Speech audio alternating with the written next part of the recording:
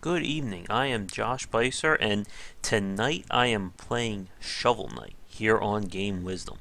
Shovel Knight is a game that was released last year. It was kickstarted by Yacht Club Games, and it's one of those titles that's really great to analyze because it was an attempt to combine old school classic Nintendo style game design with some modern conveniences and allotments for today's gamers.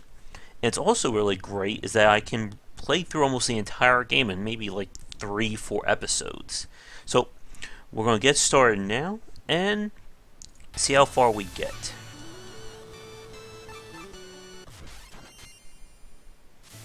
Alright, start a new profile. Yeah, we're going old school with like all the interfaces and everything.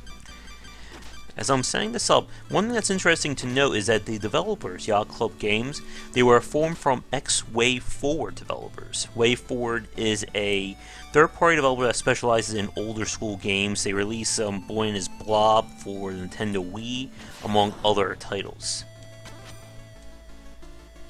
Alright.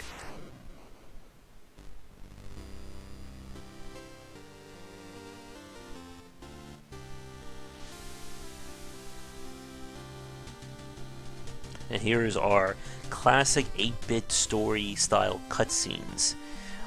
And one thing I'm going to be pointing out a lot as I'm playing is that there are a lot of references and nods to classic NES games, both in terms of design and in just the style of the game. So this reminds me a lot of like the old school like Capcom games, maybe something like Ninja Gaiden almost. There's our hero Shovel Knight with his shovel that there's no real like magic, it's just a shovel he uses to beat up people with.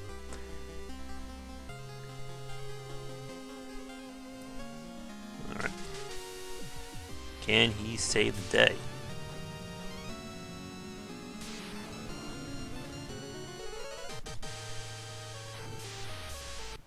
Alright, dig in.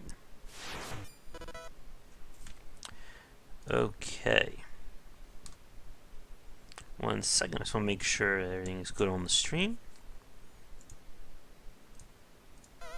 Alright. So the controls are pretty much your standard 2D platformer. You can attack, jump, and I'll also pick up some special items as we go, in the form of these relics and upgrading my gear. Okay. So because he uses a shovel, obviously you can dig up items in the ground and use it to finish off enemies like that.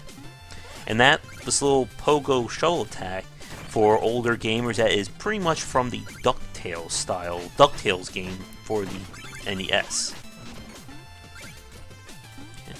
What's interesting, if you look in the upper right hand corner where it shows the boss health meter, that's another older standard of design. I think this was featured in games like Castlevania and Ninja Gaiden. Okay. Your attack range is pretty limited, and this is another standard of the old school games. So you have to either use your jump attack, which is a lot safer, or time your shovel strikes.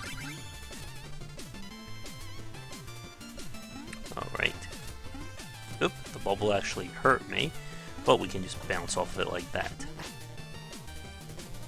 Now this is interesting. This is a checkpoint, and I'm just going to pause for 1 second here.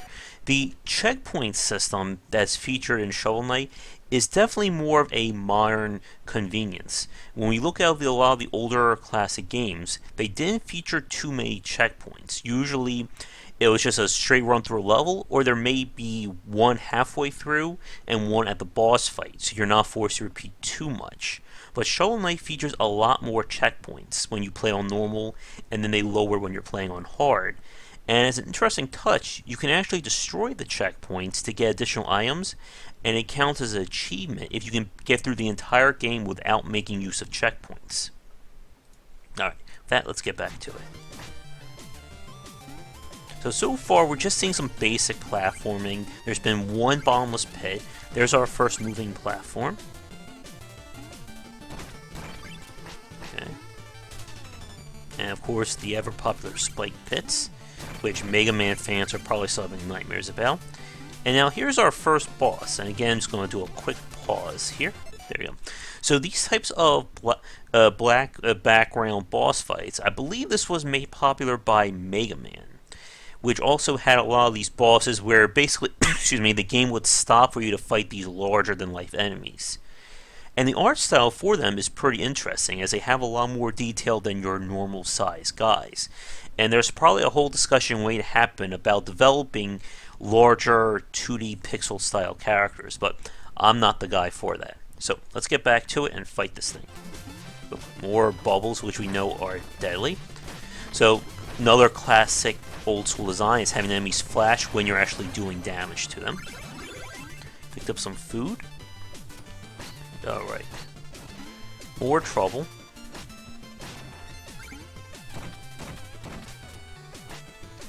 And this music just takes me right back to the NES era, too. Alright.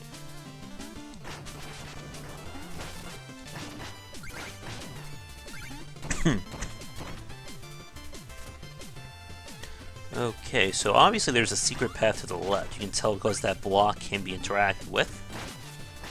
Let's get back here, you. And first of many secrets in the game is right here, picking up these music notes. And you collect them all, that counts as an achievement.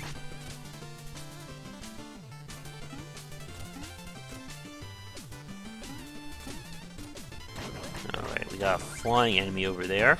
Flying enemies have been annoying since the old school Castlevania era with Medusa heads. Kill him. Another hidden area for some gold, or big, I'm not sure what color or what type of emerald that is. Picked up a turkey. There's also other achievements for beating the game under a certain amount of time, getting through a level without taking damage or dying or anything like that.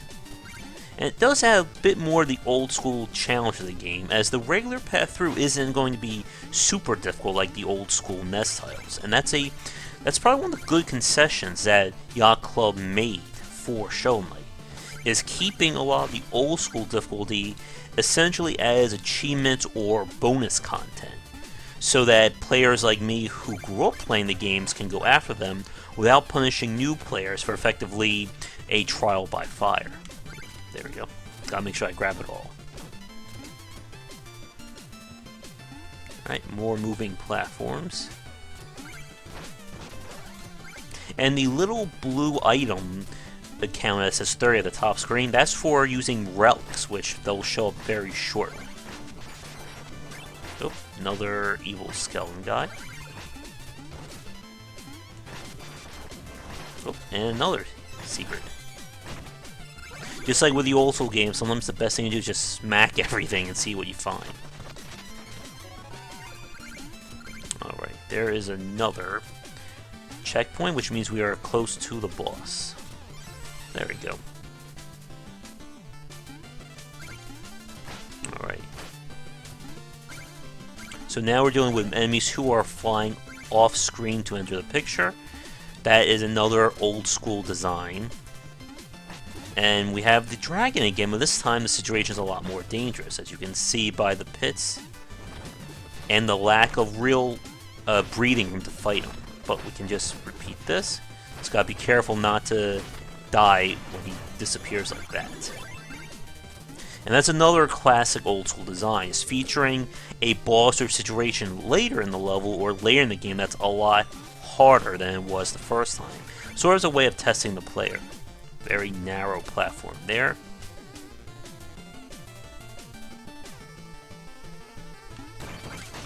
And this is a good test of showing the player about his pogo jump or shovel jump. If I leave it down, he's going to keep doing it. And the only way to get out of it is to attack. So this is a good way of teaching the player about controlling it. Which if they don't learn, it's going to come back to bite them later on in the game. Okay, more gold for us. And I'll pause again. This is another interesting piece of level design. If you look on the left-hand side of the screen, you can see that there is some place for me to go. Now, it doesn't look like there's anything over there. But this is a good example of basically hiding a secret in plain sight. Most players will assume that this is just background for the level. But if we go this way, of course there is a hidden section here. And you'll always find hidden sections having more challenge than the normal areas, because the developers assume that expert players are the ones finding them. Alright. And having the checkpoint set like this, you can see it's sort of like a framed area. You see the boss castle in the background.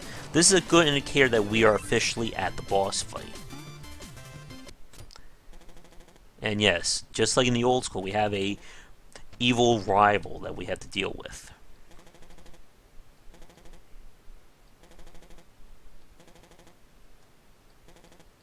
Oh, steal thy shovel. Dun, dun, dun. I think he has a shovel too. It's a shovel on shovel fight. So you have to. You can actually hit back at him. There we go. Hit him with his own attack. Ow.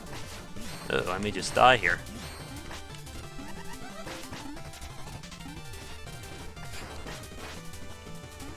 Oh no, I died. Now you don't have lives in the game. You just go back to the previous section and then just have to replay it. And your money that was lost can be found again. So let's play this for serious now. So for this guy, because he attacks a lot from the side, it's better to hit him from above. And hit him with his own attack like that.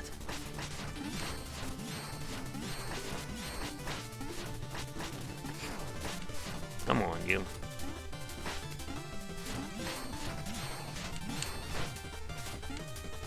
There we go, that's better.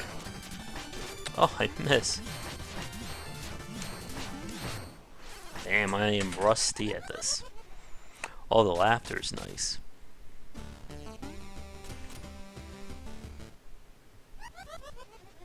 Alright, let's make sure we do this for real now.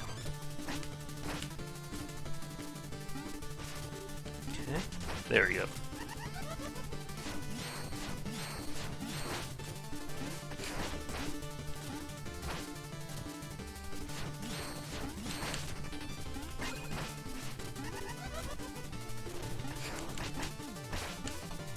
Come on, you. Get out of the corner. What are you gonna do? What you got?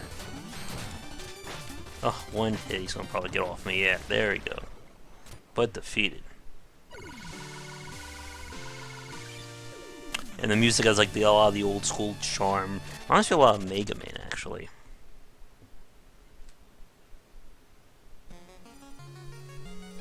Alright. So here we have a little bit of a bonus stage.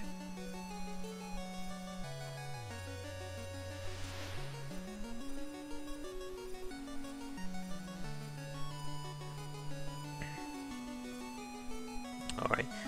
Yep, we have to save her, and there we go. Gotta make sure to put out your fire. Alright, so that was considered I guess essentially the tutorial level, and now we're on the world map. So again, I'm going to pause for a quick second to talk about the world map design. This is a classic situation we see in games like Super Mario Bros. 3, Castlevania, and even some like the licensed games. Like I remember the Flintstones game for the NES had this type of world map screen. And the world map is an interesting system in itself. It's used to show the progress of the player and also lets them have multiple paths through. So if you get stuck on level, you can of course go to another one and then come back to it. Unlike the older games where you get stuck on a level, you're just going to keep repeating it until you get past it or you run out of lives. So let's get back to it. So here we have the starting village. This is something that we see in like Zelda 2 and Castlevania 2, of sort of having this like little standby that we can go into. and talk to people and essentially be a home base. Okay.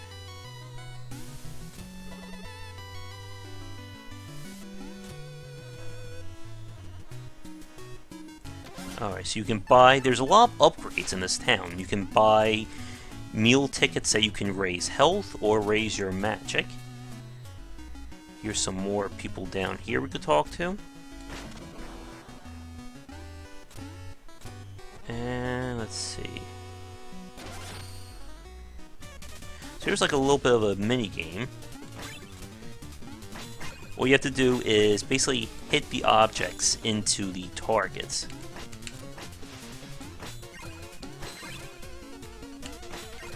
If you get enough of them, you get a high score and a reward. Come on, you. Nothing too difficult, but just a nice little diversion, I suppose. I don't think this actual minigame was featured in any older games. I may be wrong, but having these minigames is definitely another standby, and I just missed every single one there. Okay, I think I just need 100. Okay, there we go. Got my little award.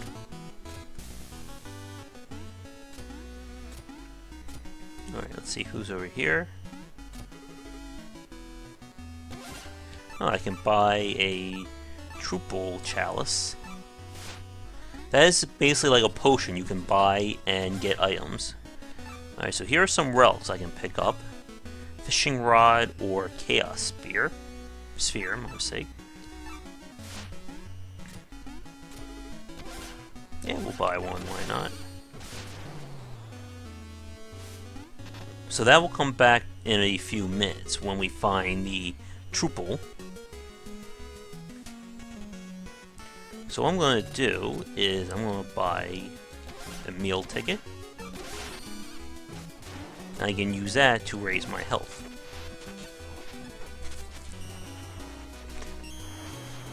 And there we go, another point of health. And the meal tickets go up in price, obviously. Now there's a little mini achievement here. You can stay on this little kid's loop for 5 seconds. For the life of me, I cannot get it to work, though. Come here, you.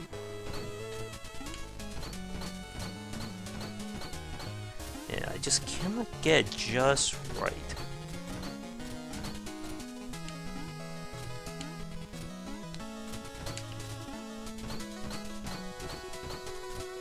There's definitely a trick to it, I just haven't figured it out yet. I don't think this was actually a challenge featured in any old school game, but just something interesting. Oh, I think I almost had that time. Hope he's happy. I just want to try that one last time and then we'll move on, because I don't think you guys want to watch me attempt this achievement for like 10 minutes.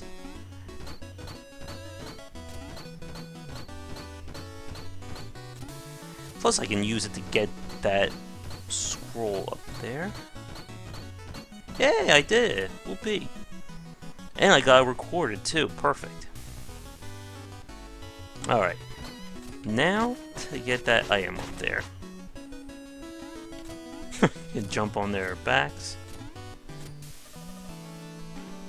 Okay, where is that woman with the water? Come on over here. There we go.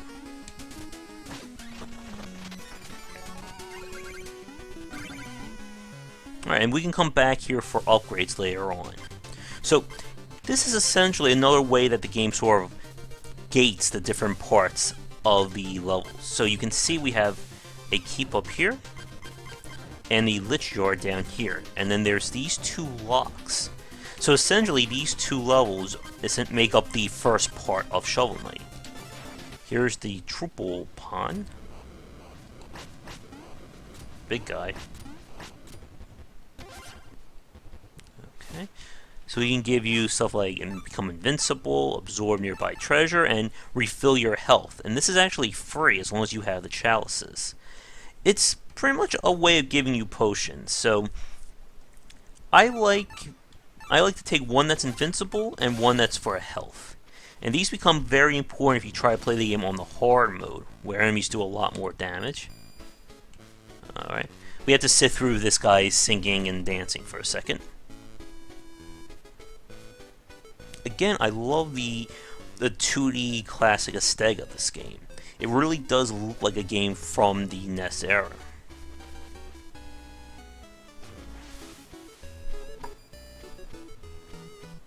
Although I don't remember any giant dancing whale-like things.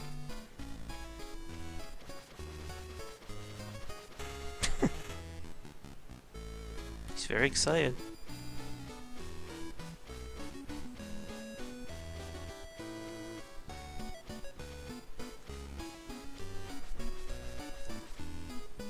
Right, I think he's done. There we go.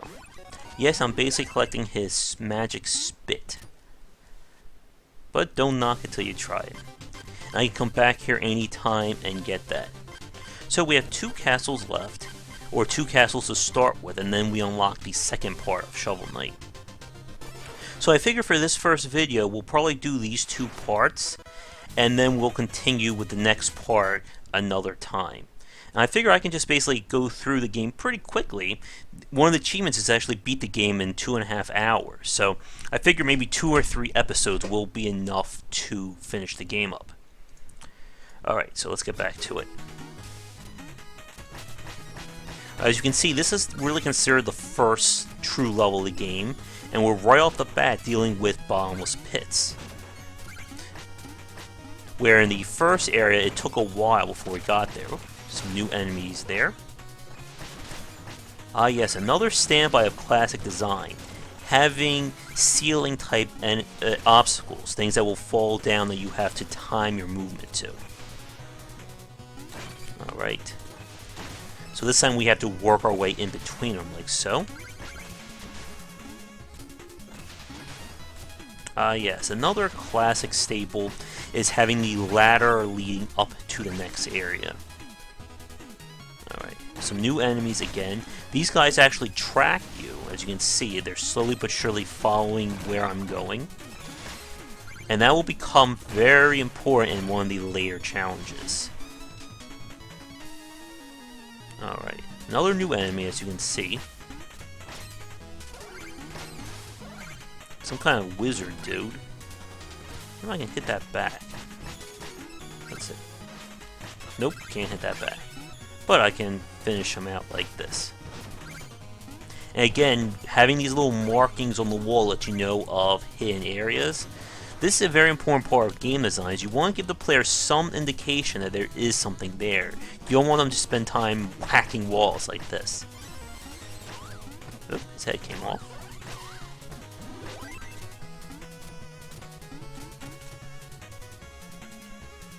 Alright, now this time we have to fight this guy for real. Part of the challenge, of course, is timing your attack to him when his shield is down, or you can just do that and use your pogo jump. Right, these dudes again. And here's another bit of a challenge. As you can see, I had to use the guy to time my pogo jump to get up here. Just another little bit of advanced maneuvers with the platforming. Okay. Things swing above head, which are basically programmed to fall the second you cross underneath them. So, another classic staple of platforming, but I can also jump on them and use them as a temporary platform. And I can return and they basically respawn. Alright, here's another bit of a challenge. As you can see, path to the right is pretty simple, and anyone can tell you that is the right way. But you look to the left and you see this interesting obstacle, moving platforms and the lava spilling from above. So this is another clue to tell you that there must be something really good on that left side. But how can you navigate across it? And there we go. Another classic platforming trick is always making your move while something is happening, such as that lava. So you time it, by the time you actually get to the obstacle, the danger has already passed. Alright, so here we are again. More danger. As you can see, these platforms are suspended across a bottomless pit. Oh, and there's that guy from earlier. Alright, and this is where we start buying the relics or power biomes. Now we have a flare wand, so I can use this to shoot basically my first projectile blast. And as you can tell, in a game where your main weapon is a shovel, having projectiles can be really useful. So let's get back over here. How do I get back? 1 second. Huh? What did I miss?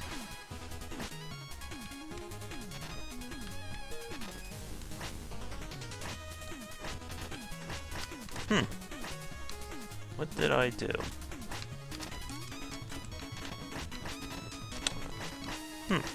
That's weird. Oh, there we go. I had to get just in the right spot for it. Alright, now again we have to make the return trip. Alright, now.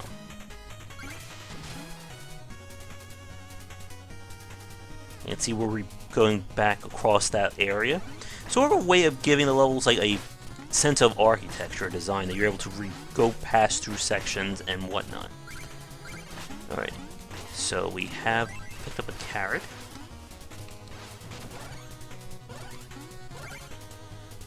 And another hidden area. Or is it? Seems like this area may not be a hidden area. So let's go back this way and see what's up there. This is another great convention. That basically clues us in of what area was the correct path. Hidden areas never have checkpoints. It doesn't make sense to have a player checkpoint when they're off the beaten path. So that's a little clue as a designer you can use to sort of guide players to what's considered the right way or the normal path through. So we don't want to hit that just yet. We want to explore that hidden area.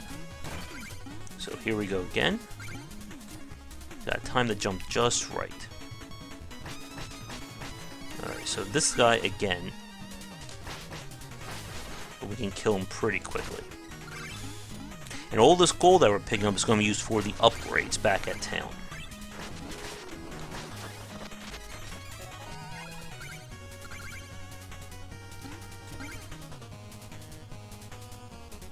Alright, so I could hit the checkpoint, or I can just go forward.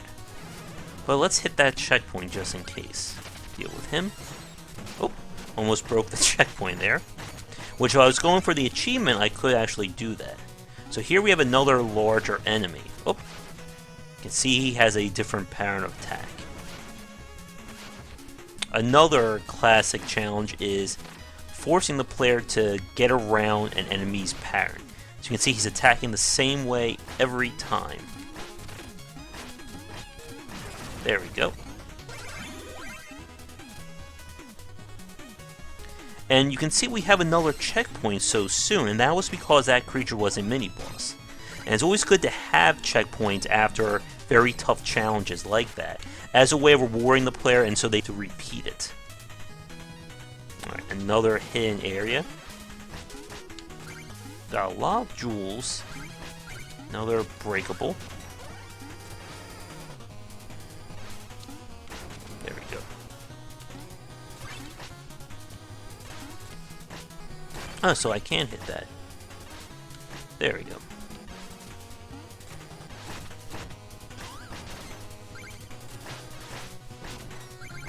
Okay, what's in that treasure chest?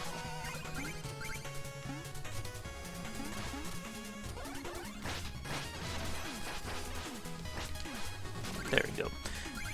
Now I can also improve my magic. Oh, fell through. This is another little classic 2D trick, is hiding pits behind something that the player can't see, and it actually sort of becomes like a visible indicator for that pit. Let's see if this one has it. Yep. Another little trick you can use to add some challenge and some flair to your design. So here are those mice again. As you can see, their pattern of following the player continues, and that will continue to challenge the players as we get later on. So here we have another little obstacle.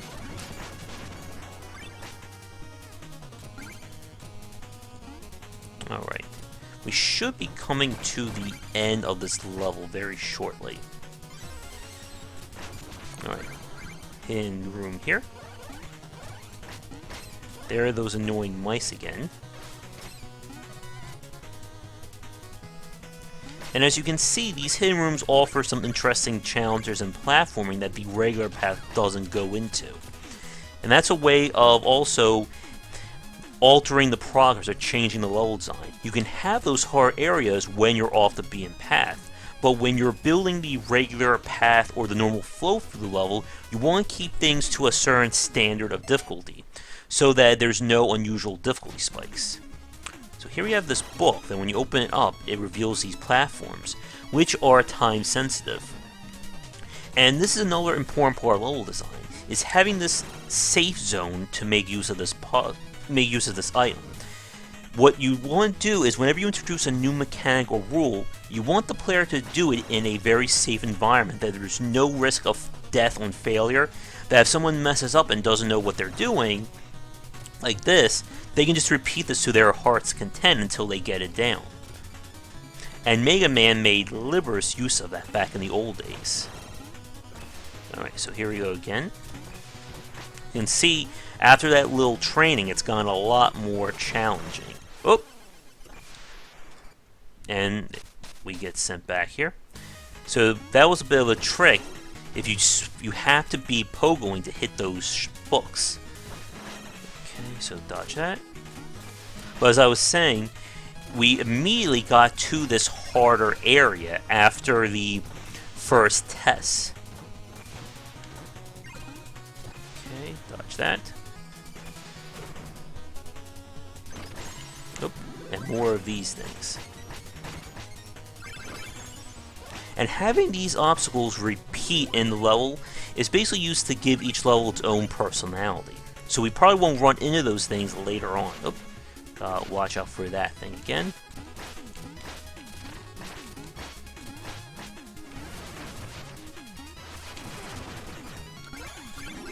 I like how the eagle becomes a turkey when you kill him. And here's another framing section to let you know that we're about to fight the boss. The item's directly in the middle.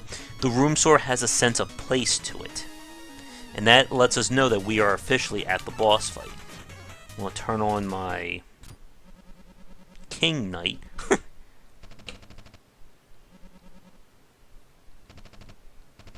Decadent Dandy, that's a good one. Oh, time to face some Shovel Justice. So we drank our little item, and that makes us invulnerable for a few seconds. But not like a huge amount. So you can see this guy follows a basic pattern, just like most bosses. Oop, gotta watch out for those things.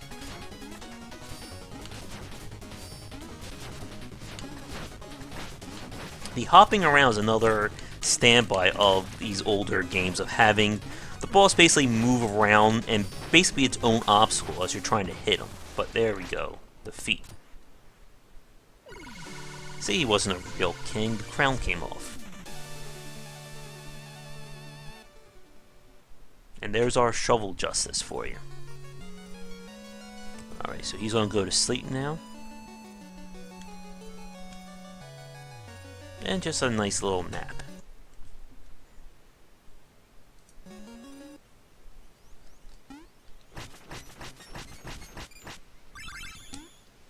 Alright, with that first boss killed, there you go, the first lock is out.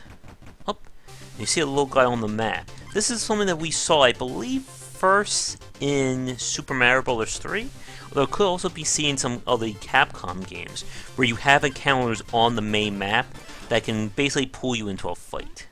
So first, let's grab that invulnerability thing again. And we don't have to sit through the song and dance number.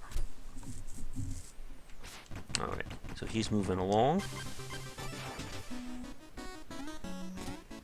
And we'll go back to the village to give him his little songs.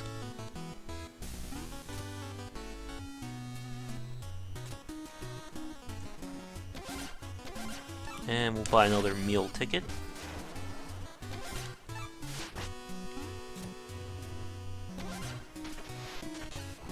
Let him cook me up something nice and raise my health.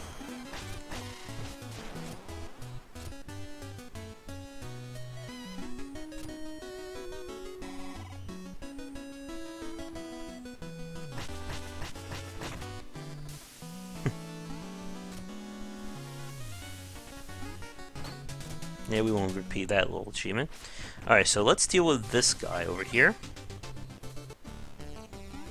See, we're taking this like little mini section. Now, this is not a randomly generated level. Basically, whenever you run to the night in this section, you have this little level to go through. It's like a little side thing where the reward is getting more gold to get the upgrades and dealing with these enemies. This dive bombing guy's gotta go. I'll avoid that.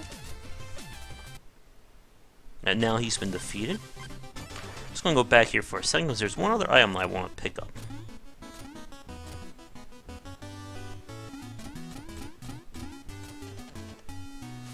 Yep. So I can also spend money to increase my magic power, so I'll do that.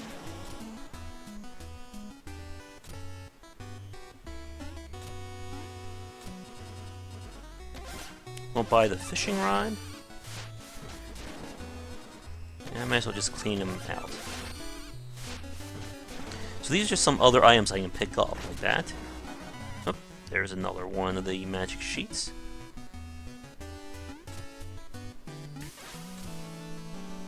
Just like a little bouncing spear. And the fishing rod basically lets me find hidden items.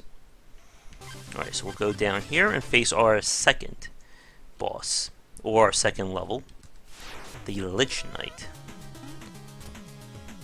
Just want to stop for a second and let you listen to this music.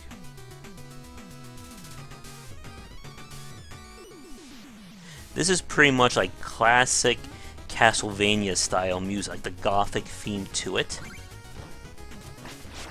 So here we have another unique twist. These little branches I can knock up and then grab something with them. But they only work if I attack them. If I use the pogo jump, it sends them back down. Oop. These frog guys are very annoying as they use electricity and you can't hurt them while they're shocking. Okay. Yeah, this music is so reminiscent of Castlevania that you would think it would be from a Castlevania game. Oh, our first trap. These annoying bombs. Come on over here.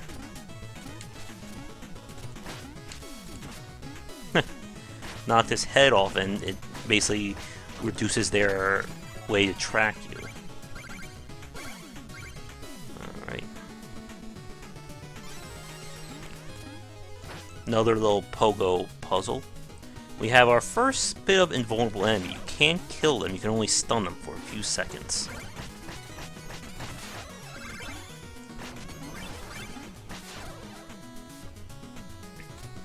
Gotta get around him again.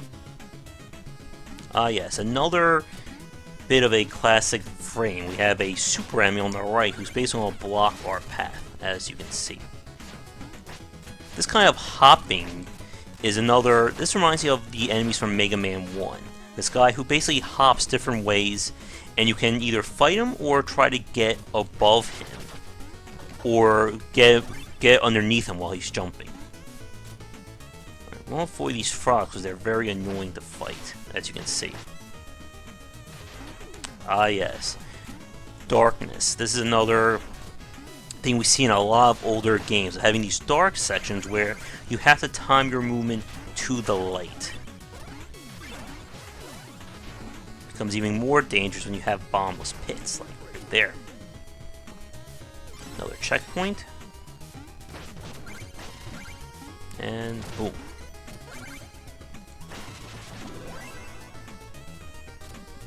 Alright. Another bit of platforming challenge. I have to hit each one of those grave markers and not fall into the water and die. Oop. Can't chase him down there. Okay, let's put on my flare wand again. Another way to tell we have a secret, we have these items over here. Sort of clues us in that they have a purpose. Okay, we have another dark area. So again, you have to time your movement to the lightning.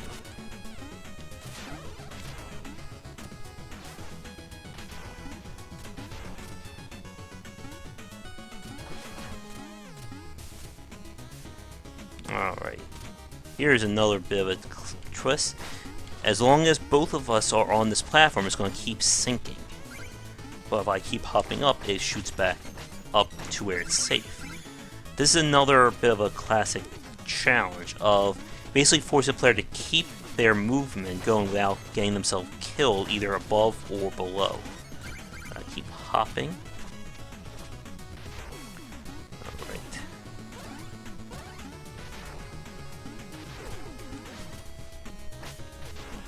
Now, since Shovel Knight can't crouch, I have to break those blocks.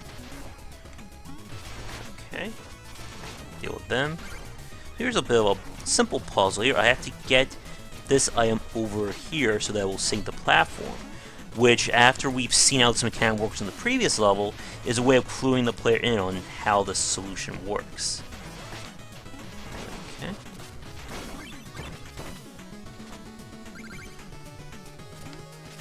Something tells me this is going to be a trap. Yeah.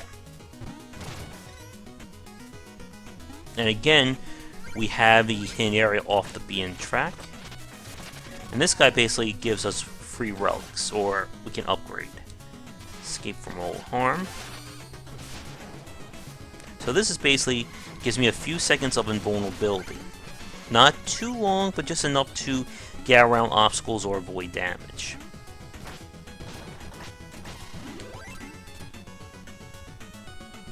Another checkpoint. Alright, we have another one of these little challenges. So of course I don't have to go this way, but it's another little challenge for players to go through. And I got a music scroll as a reward. Just gotta time my hops really carefully. This guy is waiting for me up there. And there's his helmet-wearing friend. Let's see.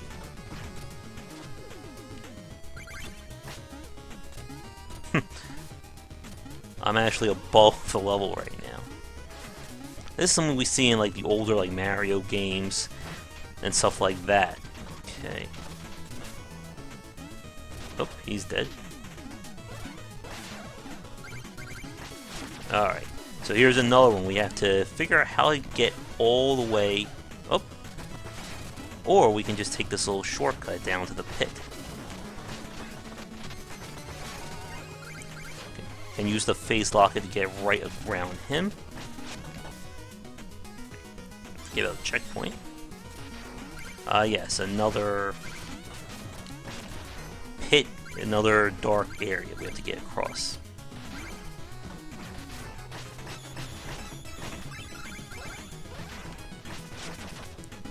Okay, gotta time it so I know where the platform is. There we go.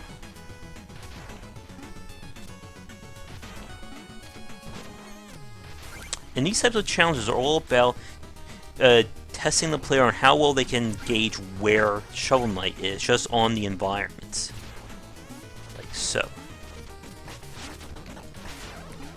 I believe that was the final challenge. Yeah. You can see we have another little framing scene to let us know that this is the final checkpoint, and we are at the boss. Spectre Knight.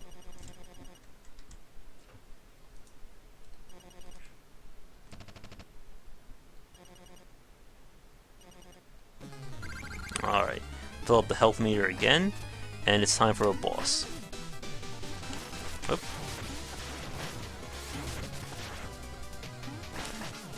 So you can see, you have to time your swings while he's coming at you.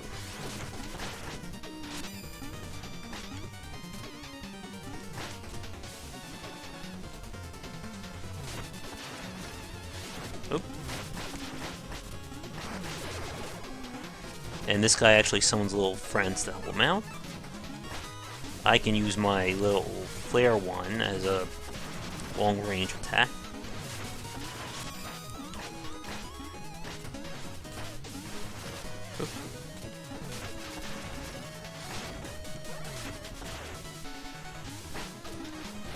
Oop, he's making it dark again.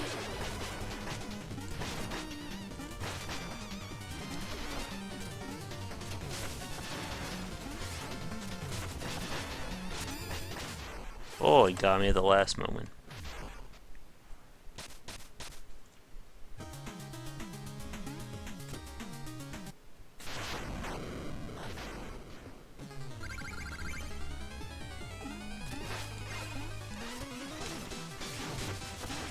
Alright.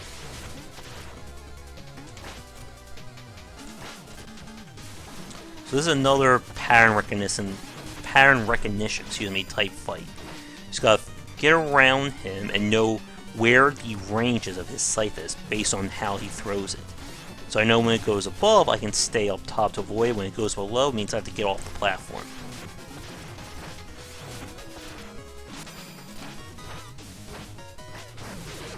Okay, summon his little buddies again.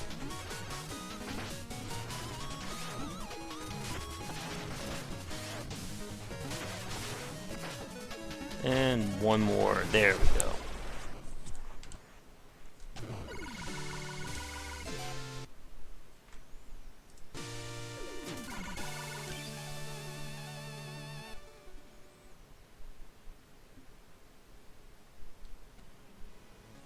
Alright, we got a treasure chest this time. And we'll probably have like a little dream sequence here, because we basically beat the first quarter of Shovel Knight, or the first section. Let's see, what's our time? Alright.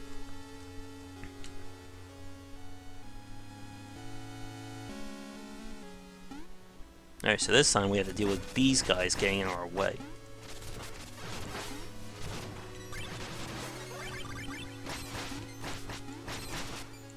Get away from me. And got her.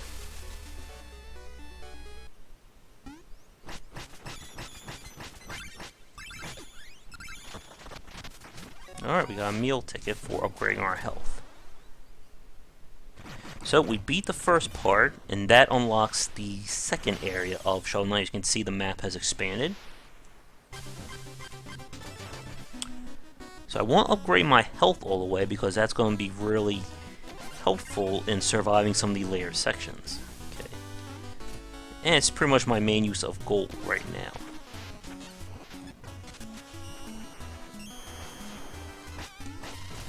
There we go. And one more I can afford. Oh, so he's all out of meal tickets, which means that's the limit of what I can use him for upgrading my health. That's another way of gating it, so the player can't just stay here and keep getting health until they can blow through all the challenges. There's a limit to how far they can use health as a crutch, in a sense. Alright, so this gem popped up, so this is another little challenge area. You can see the actual level is moving without my control. It's a way of challenging the player to keep going, and if they fall behind, they're going to get killed.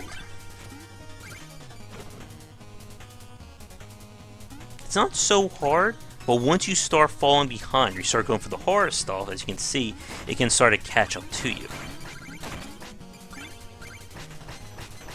And it's very hard, you can't really go for everything.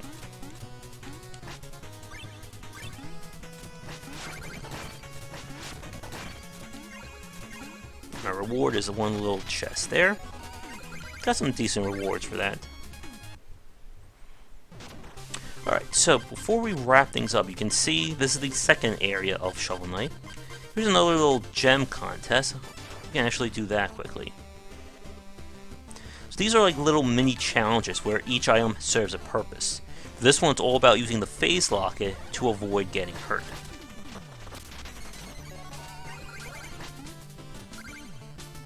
This is another little nifty way of essentially training the player on using these items. So this, I have to make use of the phase lock in order to have any chance of getting through this alive. Just like that. And I can use it repeatedly at the cost of magic.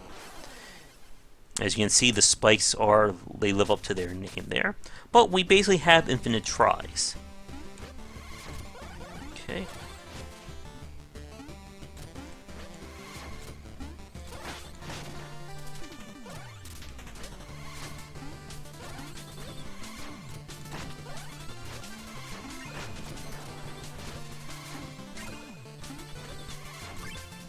we go.